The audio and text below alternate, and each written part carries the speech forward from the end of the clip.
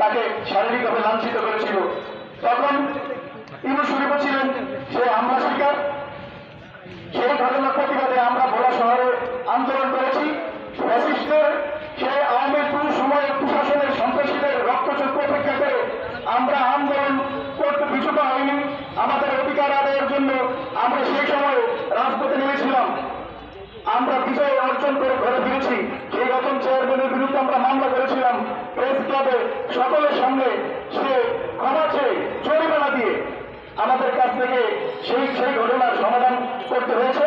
প্রিয় বন্ধুরা, সেই ফ্যাসিস্ট জমানোর পর আবারও গতকালকে সেই নাসির লিটনের উপর এবং তার ক্যামেরা পার্সনের উপর যে ন্যাক্কারজনক ঘটনা ঘটেছে, আমি মনে করব সেখানকার 5 তারিখের পরে বাংলাদেশ নতুনভাবে স্বাধীন হলেও সেখানকার সেই ফ্যাসিস্ট জমানার সন্ত্রাসীদের তাণ্ডবলীলা বন্ধ হয়নি।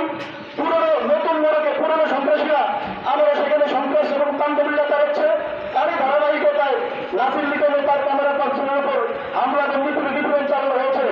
আমি দৌলত খান এবং ঘোড়ার প্রশাসনকে বলবো, পুলিশ প্রশাসনকে বলবো, আপনারা যেহেতু কালকে সেখানে ঘোরাফেরা করা সত্ত্বেও সেই সন্ত্রাসী হামলা করে আমার প্রেস ক্লাব এসেছে, আপনাদের থানা অভ্যন্তর এসেছে, তাকে গ্রেপ্তার না করে আপনারা প্রমাণ করেছেন আপনারা এখনো ফ্যাসিস্ট, আপনারা এখন আওয়ামী শাসন আমলের সন্ত্রাসী এবং আপনারা আওয়ামী সন্ত্রাসীদের ফ্যাসিস্টদের এখনো লালন করছেন। সাংবাদিকরা কিভাবে নৃত্য করতে হয়, অধিকার আদায় করতে পারে তা প্রমাণ করে এবং জেলা প্রশাসন পুলিশ সুপারের নির্দেশে মামলার কথা কিন্তু মামলা না নিয়ে একটি সাধারণ চিঠি দিয়েছে। এটা অত্যন্ত প্রতিবাদ জানাই। সাংবাদিক সমাজ সংগ্রহের জন্য যে কোনো প্রান্ত যাবে সেখানে বাধা আসবে, সাংবাদিক ঐক্যবদ্ধ থাকবে এবং আছে। খোঁজ নেওয়ার জন্য আমাদের নাসির লিটন ওখানে গিয়েছিল।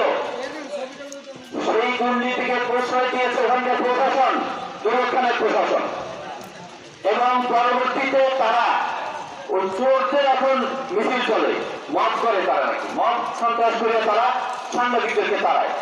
আচ্ছা, যে অবস্থা তারা সৃষ্টি করেছে, তারপরে যে ওসির কাছে গিয়েছে সেই ওসি তাকে বলেছে যে আপনি একটা জিডি করেন। সে বলছে আমি যেভাবে প্রতিকার পাইতে পারি সেভাবে আমার ব্যবস্থা করেন। ওসি বলছে তাকে ওসি জিডি করে।